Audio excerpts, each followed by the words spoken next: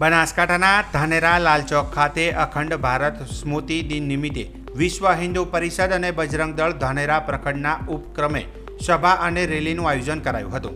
તારીખ 14 ઓગસ્ટ 1947ના રોજ અખંડ ભારતના ભાગલા કરીને અંગ્રેજો શાસકોએ ભારત અને પાકિસ્તાન બે અલગ દેશ બનાવ્યા હતા.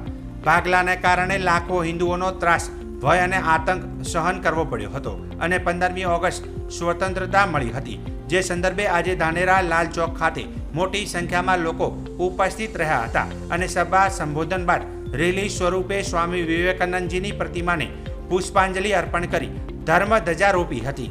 આ પ્રસંગે વિશુદ્ધ પરિષદના શહેર પ્રમુખ ભીખાભાઈ પુરોહિત તથા મંત્રી તથા કાર્યકર્તાઓ તેમજ ભારતીય જનતા પાર્ટીના કાર્યકર્તાઓ તેમજ પદ અધિકારીઓ હાજર રહ્યા હતા.